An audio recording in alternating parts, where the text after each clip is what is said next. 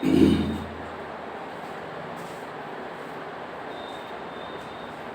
students, good afternoon. Welcome to all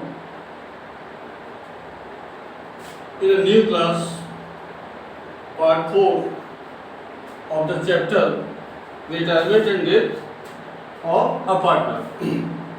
Dear students, इस class से पहले पार्ट 1, पार्ट 2 एंड पार्ट 3 में आपको retirement and death of a partner chapter से बहुत सारे टॉपिक्स आपने लर्न किए हैं, जैसे calculation of new ratio and gaining ratio, उसके बाद गुडविल का अकाउंटिंग ट्रीटमेंट, फिर accounting treatment for the revaluation of assets and liabilities, then accounting treatment for the distribution of balance or reserves of profit or loss account। इसके बाद जो पिछला class था part 3, उसमें भी आपने दो टॉपिक लर्न किया है, accounting treatment for the sale और transfer of assets and accounting treatment for the repayment to firm's liabilities। Dear friends, इसके बाद अब 2-3 टॉपिक और बच जा रहे हैं हमारे पास, जैसे रिटायरमेंट के समय जब एक पार्टनर रिटायर होता है तो कैपिटल अकाउंट को आप कैसे सेटल करेंगे। आज की इस क्लास में यानी पार्ट 4 में आप सबसे पहले कैपिटल अकाउंट का सेटलमेंट आप सीखेंगे, यानी कैपिटल अकाउंट को कैसे क्लोज करेंगे और कैसे बैलेंस करेंगे। जैसे कि आप समझ सकते हैं कि जब भी कोई पार्टनर रिटायर हो जाता है या उसकी डेथ हो जाती है तो जो आउटगोइंग पार्टनर है, यानी वो रिटायरिंग पार्टनर हो या डिसीज पार्टनर हो, उसका कैपिटल अकाउंट तो क्लोज हो जाएगा। इसीलिए हम बोलते हैं closing and balancing of capital account, क्योंकि जो आउटगोइंग पार्टनर है उसका कैपिटल क्लोज होगा, यानी उसका जो भी बैलेंस आएगा आउटगोइंग पार्टनर का आफ्टर ऑल एडजस्टमेंट, यानी कि जो आउटगोइंग पार्टनर है उसके कैपिटल का बैलेंस हो या रिजर्व हो या प्रॉफिट हो या लॉस हो, उसमें जो भी हिस्सा हो या रिवैल्यूएशन के प्रॉफिट या लॉस में जो हिस्सा हो, या हो सकता है ड्रॉइंग किया हो जो उसके कैपिटल में ट्रांसफर हो जाएगा। तो जो भी आउटगोइंग पार्टनर के कैपिटल का बैलेंस आ रहा है आफ्टर ऑल एडजस्टमेंट, या तो फर्म उसका पेमेंट कर सकती है या उसको लोन अकाउंट में ट्रांसफर कर सकती है, यानी पार्टनर के लोन अकाउंट में ट्रांसफर कर सकती है अगर फर्म के पास सफिशिएंट लिक्विड यानी कैश नहीं है तो, या फर्म बिल ऑफ एक्सचेंज भी एक्सेप्ट यानी बिल्स पेबल भी एक्सेप्ट कर सकती है। और जो रिमेनिंग पार्टनर है उनके कैपिटल का बैलेंस आप वैसे ही करेंगे जैसे आप एडमिशन ऑफ न्यू पार्टनर में करते हैं, क्योंकि वो पार्टनर तो हमारे बिजनेस में भी है ही, उनका कैपिटल हम कंटिन्यू करेंगे। इसको एक एग्जांपल से आपको समझाते हैं। जैसे मान लेते हैं 3 पार्टनर है एक्स, वाई और जेड, और आप पार्टनर कैपिटल अकाउंट बना रही है चैप्टर ऑफ रिटायरमेंट और डेथ। तो यहाँ 3 पार्टनर है एक्स, वाई और जेड। इस तरीके से आप पार्टनर्स कैपिटल अकाउंट का जो फॉर्मेट होता है पहले आप ऐसे बना लेंगे। 3 पार्टनर अगर है तो अमाउंट के यहाँ पर 3 कॉलम बना लेंगे, एक भी अमाउंट का 3 कॉलम डेबिट साइड में भी आप बना देंगे। ये आपका हो गया एक्स, वाई और जेड। ये पार्टनर हो गया एक्स, वाई और जेड, और ये कॉलम आपको पता ही है पार्टिकुलर होता है। तो आप क्या क्या दिखा सकते हैं, क्वेश्चन पेपर याद दिला है। मान लेते हैं एक्स, वाई और जेड 3 पार्टनर है और इसमें रिटायरिंग पार्टनर या आउटगोइंग पार्टनर वाई है। वाई फर्म से बाहर जा रहा है, रिटायर हो गया। आप कैपिटल अकाउंट जब भी बनाएंगे in the case of retirement तो सबसे पहले एक्स, वाई और जेड के कैपिटल का जो बैलेंस है इसको आप ब्रेक डाउन करेंगे। जनरली ग्रेड बैलेंस ही होता है, तो एक्स, वाई, जेड का जो भी कैपिटल का बैलेंस है आप उसको ब्रेक डाउन कर लेंगे बाय बैलेंस ब्रेक डाउन। जो भी अमाउंट होगा आप इसको इसमें दिखा देंगे। अगर मान लो किसी पार्टनर का डेबिट बैलेंस भी हो सकता है तो हम उसको डेबिट साइड में दिखा देंगे, टू बैलेंस ब्रेकडाउन। इसके बाद मान लेते हैं क्वेश्चन में बैलेंस शीट में रिजर्व दिया है, आप पिछले क्लास में भी आप पढ़ चुके हैं। तो रिजर्व तीनों पार्टनर में, सारे पार्टनर में उनके ओल्ड रेशियो में बटा होगा, तो ये बाई रिजर्व हो गया। इसको भी आप तीनों पार्टनर में आप डिस्ट्रीब्यूट करके दिखाए हैं। हो सकता है बैलेंस शीट के एसेट साइड में प्रॉफिट और लॉस अकाउंट दिया हो, यानी लॉस है, उसको भी आप तीनों पार्टनर में डिस्ट्रीब्यूट किए होंगे टू प्रॉफिट और लॉस अकाउंट। हो सकता है इसी क्वेश्चन में आप रिवैल्यूएशन अकाउंट बनाए हो, तो रिवैल्यूएशन अकाउंट का प्रॉफिट या लॉस भी आप सारे पार्टनर में ओल्ड रेशियो में आप डिस्ट्रीब्यूट किए होंगे। एक सेकंड के लिए मान लेते हैं कि आपका रिवैल्यूएशन का प्रॉफिट आया है, तो आप रिवैल्यूएशन अकाउंट का प्रॉफिट को तीनों पार्टनर में बांटे हैं। और मान लेते हैं आप गुडविल, वाई को गुडविल में हिस्सा मिला होगा, तो वाई को जब गुडविल में हिस्सा मिला होगा, एक लास्ट क्लासेस में आप समझे हैं, उसकी एंट्री होती है remaining partner capital debit to retiring partner capital, और X capital debit, Z capital debit to Y capital. इसकी पोस्टिंग आपकी हो जाएगी वाई के कैपिटल की क्रेडिट साइड में बाई एक्स कैपिटल और बाई जेड कैपिटल, और अमाउंट आप वाई वाले कॉलम में दिखा देते हैं, और डेबिट साइड में आप दिखाते हैं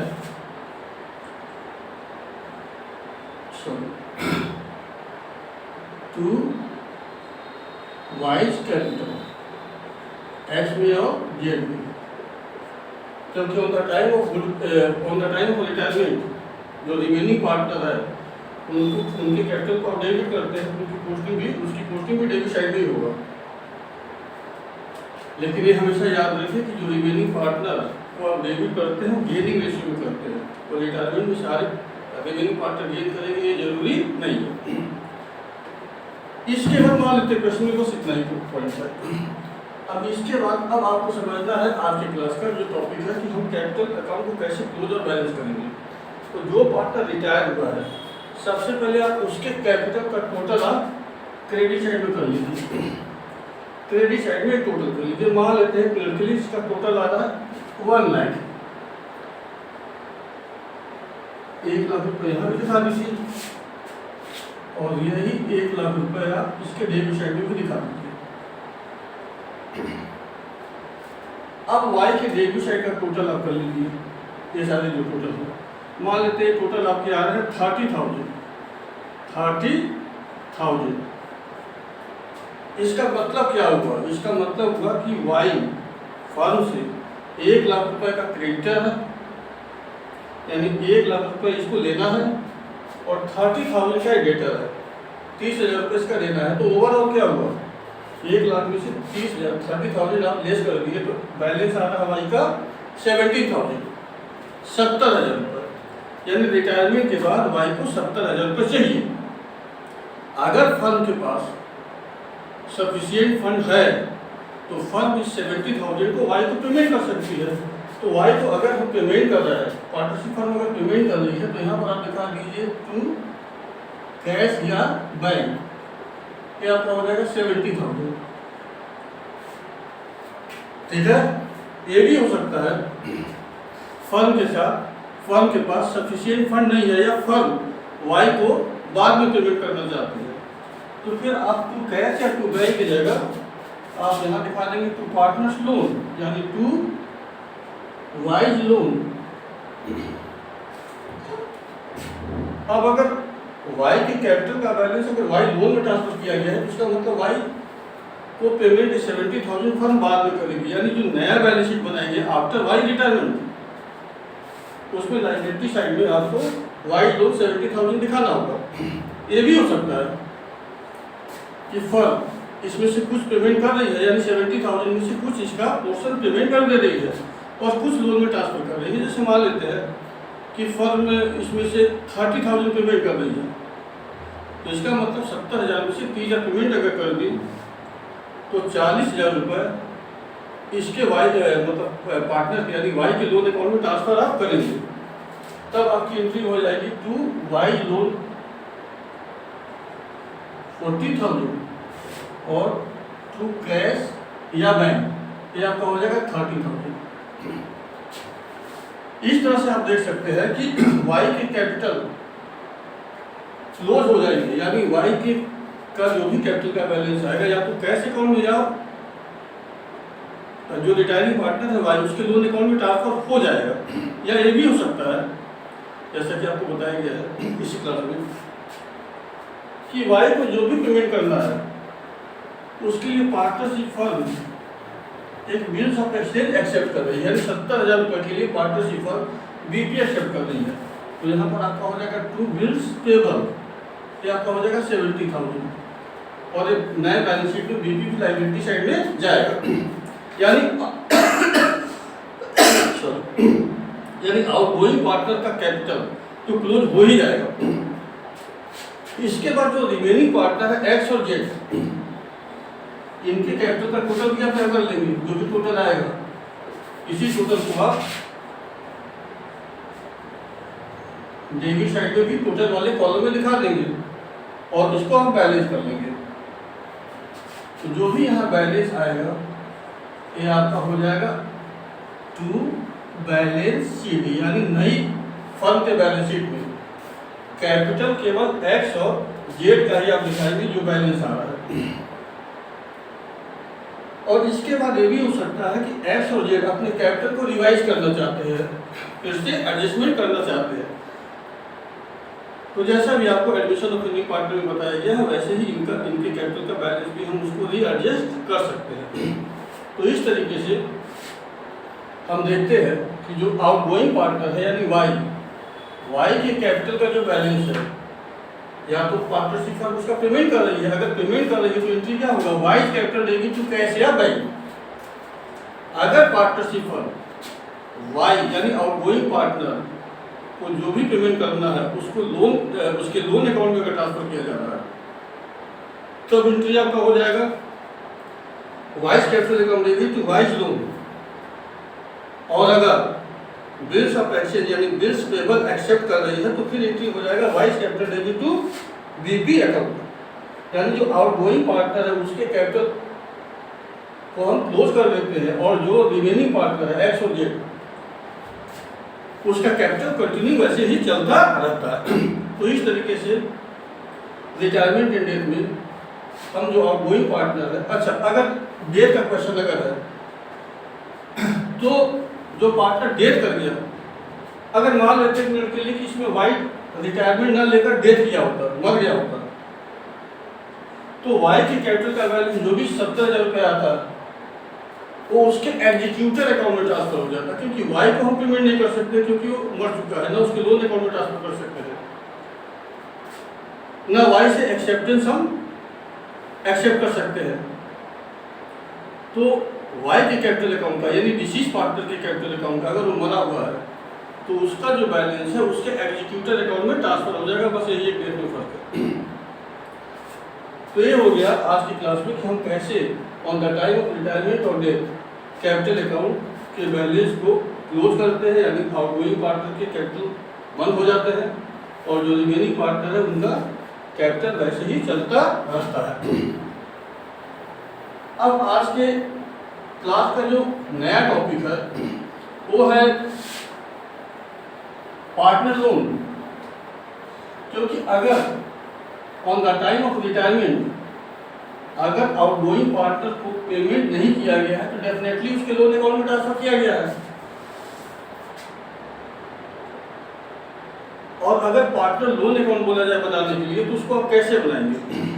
तो डियर स्टूडेंट आप समझ सकते हैं कि कभी भी कोई भी पेमेंट अगर आप इंस्टॉलमेंट वाइज पेमेंट करते हैं तो कुछ ना कुछ इंटरेस्ट आपको देना होगा। मान लेते एक एग्जाम्पल के तौर पर कि यहाँ जो आउटगोइंग पार्टनर है वाई है और वाई के कैपिटल का balance after all adjustment suppose करिए 80,000 80,000 आ रहा है, balance of wise capital after all adjustment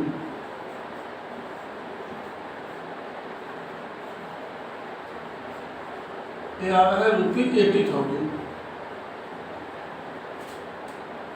और पार्टनरशिप फर्म इसको 4 इक्वल एनुअल इंस्टॉलमेंट में पेमेंट करना चाहती है विथ इंटरेस्ट ऑफ 10%, यानी 80,000 को अगर हम 4 इक्वल इंस्टॉलमेंट में पेमेंट करेंगे तो अगर इंस्टॉलमेंट अगर आप निकालते हैं 80,000 इक्वल टू 4 तो ये आ जाएगा ₹20,000 20,000 और आपको इंटरेस्ट लगाना है 10% पर एनम और आपको वाई लोन अकाउंट आपको बनाकर दिखाना है। तो कैसे आप बनाएंगे? सबसे पहले यहाँ पर आप वाई लोन अकाउंट का फॉर्मेट बना लीजिए।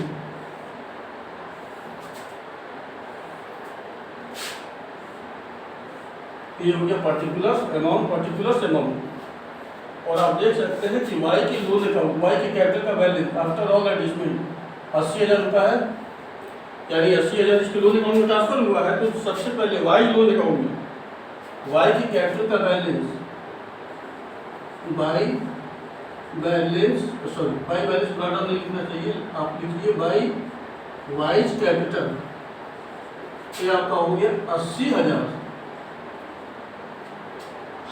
इसके बाद at the end of first year सबसे पहले आप इस पर इंटरेस्ट अलाउ करेंगे। तो हमेशा इंटरेस्ट आउटस्टैंडिंग अमाउंट पर लगाया जाता है। तो पहले साल के एंड तक तो 80,000 का बैलेंस सही है तो 80,000 का 10% आप इंटरेस्ट लगा देंगे बाई इंटरेस्ट अकाउंट, यानी 80,000 का 10%। ये कैलकुलेट आप करेंगे तो आ जाएगा 8,000। अब पहला इंस्टॉलमेंट जब आप पेमेंट करेंगे वाई लोन में तो एंट्री क्या होगा? जब भी आप वाई लोन का पेमेंट करेंगे फर्स्ट या सेकंड या थर्ड कोई भी इंस्टॉलमेंट तो एंट्री तो यही होना है वाई लोन लेंगे तो कैसे आप आएंगे। तो पहला इंस्टॉलमेंट हम कितना पेमेंट करेंगे? अगर आप देख रहे हैं तो इंस्टॉलमेंट आपका आ रहा है 20,000 और प्लस उसमें इंटरेस्ट ऐड हो जाएगा 8,000, यानी पेमेंट आप यहाँ करेंगे टू कैश या बैंक कुछ भी आप लिख सकते हैं। ये आपका हो जाएगा 28,000। इसके बाद आप यहाँ पहले साल का वाइस लोन अकाउंट बंद करेंगे। ये टोटल आपका आ गया 88,000। इधर भी आप लिखेंगे 88,000, इसमें से 28,000 आप माइनस कर देंगे और ये बैलेंस आ जाएगा 60,000। ये आपका हो गया टू बैलेंस कैरी डाउन। ये तो हो गया पहले साल का। अब सेकेंड ईयर में डेट का कॉलम हमने बनाया यहाँ पर तो आप बना सकते हैं। अब सेकेंड ईयर में आप क्या करेंगे? सेकेंड ईयर में सबसे पहले आप बाई बैलेंस ब्रॉट डाउन ये दिखा दिए 60,000, यानी अब हमारे सेकेंड ईयर के बिगिनिंग में वाई लोन का बैलेंस आ रहा है 60,000 रुपया। अब सेकेंड ईयर के एंड में आप फिर इंटरेस्ट लगाएंगे बाई इंटरेस्ट अकाउंट तो 60,000 का 10% आप निकालेंगे तो आ जाएगा 6,000। फिर आप सेकेंड इंस्टॉलमेंट पेमेंट करेंगे टू कैश या बैंक अकाउंट तो 20,000 का इंस्टॉलमेंट है और 6,000 आपका इंटरेस्ट है, यानी यहाँ पेमेंट हो जाएगा 26,000। और इस तरह से फिर आप यहाँ बैलेंस कर लेंगे तो बैलेंस अगर जोड़े घटाए भी आप समझ सकते हैं। 2 इंस्टॉलमेंट आप पेमेंट कर दिए तो अब बैलेंस आपका आएगा 40,000। इसी तरह से थर्ड ईयर में भी आप जाएंगे और फोर्थ ईयर में इसी तरीके से कैलकुलेट करेंगे तो चौथे साल के एंड में वाई लोन अकाउंट आपका बंद हो जाएगा, क्योंकि चौथे इंस्टॉलमेंट के बाद आप पूरा पेमेंट कर चुके रहेंगे। तो डियर स्टूडेंट्स इस तरीके से पार्टनर्स लोन अकाउंट आप बना सकते हैं। और अगर आप देख रहे हैं तो यहाँ जो इंटरेस्ट है वो इंस्टॉलमेंट में इंक्लूड नहीं है, तो इंटरेस्ट को आप अलग से इंस्टॉलमेंट में ऐड कर रहे हैं। इसको हम बोलते हैं एक्स इंटरेस्ट। और अगर प्रॉब्लम में ये कहा गया है कि interest is already included in installment उसको हम बोलते हैं कम इंटरेस्ट। तो फिर अलग से इंस्टॉलमेंट में आप इंटरेस्ट ऐड नहीं करेंगे, जो भी इंस्टॉलमेंट दिया है वही पेमेंट आप करते जाएंगे अगर कम इंटरेस्ट पूछा गया है तो। और लास्ट ईयर में जितना भी बैलेंस हमारा बचेगा वो इंस्टॉलमेंट के बराबर भी हो सकता है, इसके चांसेस बहुत कम है। उससे कुछ कम या ज़्यादा आएगा, फिर आप उसको पूरा पेमेंट आप कर देंगे जो भी बैलेंस होगा। तो डियर स्टूडेंट्स, रिटायरमेंट वाले टॉपिक में अब इससे ज़्यादा कुछ भी नहीं है। अब इसके बाद जो अगला टॉपिक, इसीलिए इस चैप्टर को हम बोलते हैं रिटायरमेंट और डेथ। तो जो डेथ की अगर हम बात करते हैं तो इसीलिए चैप्टर किसी भी बोर्ड में एक ही साथ पढ़ाया जाता है, रिटायरमेंट और डेथ। यानी अगर पार्टनर रिटायर्ड हुआ या डेथ हुआ, उससे रिलेटेड अकाउंटिंग ट्रीटमेंट आप बताइए, तो लगभग सिमिलर ही होते हैं। क्योंकि जो पार्टनर जिसकी डेथ हो गई उसको भी रिटायरमेंट की तरफ से उसके कैपिटल का जो बैलेंस है या रिजर्व में हिस्सा है या प्रॉफिट या लॉस में जो हिस्सा है या ड्रॉइंग किया है या रिवैल्यूएशन का प्रॉफिट या लॉस है, सब जैसे रिटायरमेंट में आप करते हैं वैसे ही डेथ वाले में भी आप करेंगे। यानी जो डिसीज पार्टनर है उसके कैपिटल अकाउंट में उसके सारे जो अदर बेनिफिशियरी आइटम्स है या अनफेवरेबल आइटम्स है, आप उसको उसके कैपिटल अकाउंट में ट्रांसफर कर देंगे और उसका जो भी बैलेंस होगा जो इसी क्लास में आपको बताया गया है उसके लोन अकाउंट में ट्रांसफर कर देंगे। बस एक जगह पर कैलकुलेशन आपको समझना होगा, क्योंकि डेथ वाले में जनरली हम क्वेश्चन में देखते हैं कि जो पार्टनर डेथ कर गया है वो करेंट ईयर के बीच में कभी भी उसकी डेथ होती है। जैसे मान लेते हैं आपका फाइनेंशियल ईयर 1 अप्रैल से 31 मार्च है और करेंट ईयर में कोई पार्टनर 30 जून को उसकी डेथ हो गई है, यानी जिस ईयर में डेथ हुई है उस ईयर में भी 3 महीने यानी अप्रैल में और जून में वो बिजनेस में काम किया है, तो इस 3 महीने में जो भी फर्म को प्रॉफिट या लॉस हुआ है उसमें भी उसको हिस्सा मिलना चाहिए।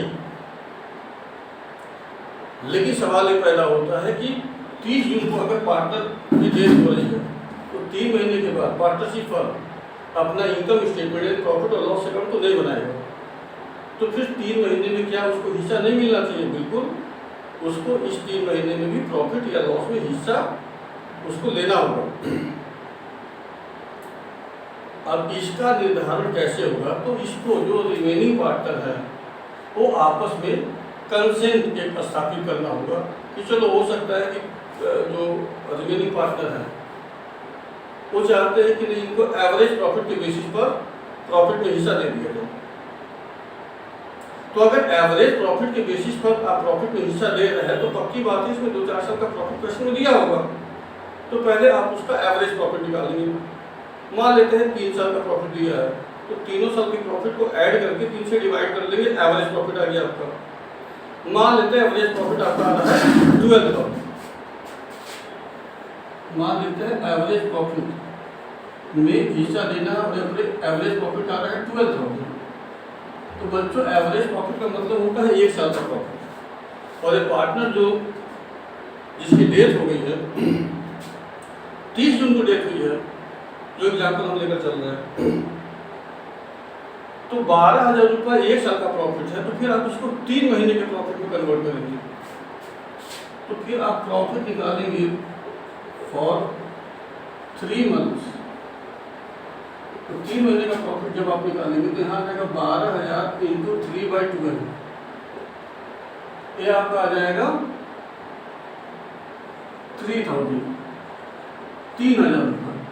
अब ये 3,000 जो प्रॉफिट है ये भी सारे पार्टनर का है, और मान लेते हैं यहाँ पार्टनर आपके हैं X, Y और Z, और इनका प्रॉफिट रेशियो है PL रेशियो 2:2:1, और इसमें जो डिसीज पार्टनर है वो Y है। तो 3,000 में Y का हिस्सा निकालेंगे, यानी Y का शेयर। Y का शेयर मान लेते हैं 3,000 का निकाल रहे हैं 2/5, 3,000 इंटू 2/5, तो ये आ जाएगा 1,200 रुपये, 1,200, यानी Y को 1,200 रुपये प्रॉफिट में हिस्सा देना है 3 महीने का। जनरली प्रॉफिट में जब आप पार्टनर को हिस्सा देते हैं तो आप एंट्री पास करते हैं प्रॉफिट और loss account debit to partner capital account. लेकिन यहाँ प्रॉफिट और लॉस अकाउंट डेबिट नहीं होगा, बल्कि यहाँ पर एंट्री हो जाएगा real suspense account debit to partner capital account. यानी अगर वाई माना है तो टू वाइज कैपिटल, ये आपका हो जाएगा 12,000।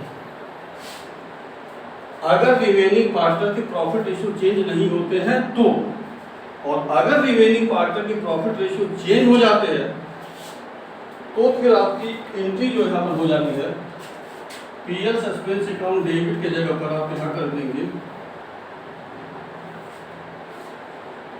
X capital debit Z capital account debit to Y capital. Y capital में आप यहाँ 12,000 दिखा देंगे और इसको एक्स और जेड में इनके न्यू रेशियो में इसको डिस्ट्रीब्यूट कर देंगे। इसी तरह से ये भी हो सकता है कि जो आउटगोइंग पार्टनर है इस या डिसीज पार्टनर है उसको लास्ट ईयर के प्रॉफिट के बेसिस पर प्रॉफिट में हिस्सा देना चाहते हैं,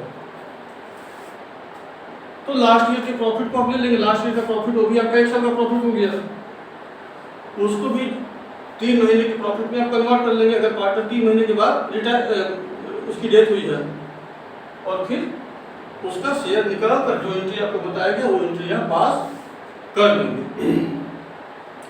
तो डियर स्टूडेंट्स, ये जो क्लास था पार्ट 4, इसमें आपको बताया गया है कि हम पार्टनर के कैपिटल को कैसे सेटल करेंगे, यानी कैपिटल अकाउंट को कैसे क्लोज करेंगे। आउटगोइंग पार्टनर का कैपिटल बंद हो जाएगा और रिमेनिंग का कंटिन्यू होता चलता रहेगा। इसके बाद पार्टनर लोन अकाउंट अगर बनाना हो तो कैसे बनाएंगे, जिसमें एक्स इंटरेस्ट और कम इंटरेस्ट दोनों आपको बताया गया है। और स्पेशली डेट में करेंट ईयर के प्रॉफिट में जो डिसीज पार्टनर है उसका शेयर हिस्सा कैसे निकाला जाएगा वो भी आपको इस क्लास में यानी पार्ट 4 में बताया गया है। और इसके साथ ही एक क्लास भी ये चैप्टर भी आपका रिटायरमेंट और death of A partner complete माना जाता है। अगर किसी भी स्टूडेंट को कोई भी प्रॉब्लम है तो कमेंट बॉक्स में ज़रूर लिखिए, उसके लिए नया क्लास ज़रूर अरेंज किया जाएगा। मेरा पूरा प्रयास आपके साथ है। जैसा आपको रिक्वायरमेंट है आप अपने कमेंट बॉक्स में लिखिए। आपके रिक्वायरमेंट को जितना जल्दी हो सकता है हम पूरा कोशिश करेंगे कि उसको जल्दी से जल्दी आपके रिक्वायरमेंट को पूरा किया जाए। और डियर स्टूडेंट्स, जैसा कि हर क्लास में हम बताते हैं, बोलते हैं या रिक्वेस्ट करते हैं आपसे कि अगर क्लास आपके लिए बेनिफिशियरी है तो ज़रूर इस क्लास को थोड़ा आप अपने लेवल से प्रमोट करिए, ताकि और जो बच्चे हैं जो किसी भी वजह से कोचिंग नहीं ले पा रहे हैं, वैसे तो यूट्यूब पर बहुत सारी क्लासेस चलते हैं, फैसिलिटी की कोई कमी नहीं है आपके पास, लेकिन मेरे पास से जो भी प्रयास हो पाएगा हम उसको निरंतर कंटिन्यूसली उसको करते रहेंगे। तो ज़रूर आप कोऑपरेट करिए। कोऑपरेशन चैनल को आपको प्रमोट करना है, सब्सक्राइब करिए, शेयर करिए अपने दोस्तों को, अपने रिलेटिव्स को। Thank you students. और अब नेक्स्ट क्लास में हम लोग पार्टनरशिप अकाउंट, अगर हम क्लास 12th स्टैंडर्ड की बात करें तो किसी भी बोर्ड में लास्ट चैप्टर पार्टनरशिप अकाउंट में होता है डिसोल्यूशन ऑफ पार्टनरशिप फर्म, हम लोग उसको स्टार्ट करेंगे। Once again thanks students.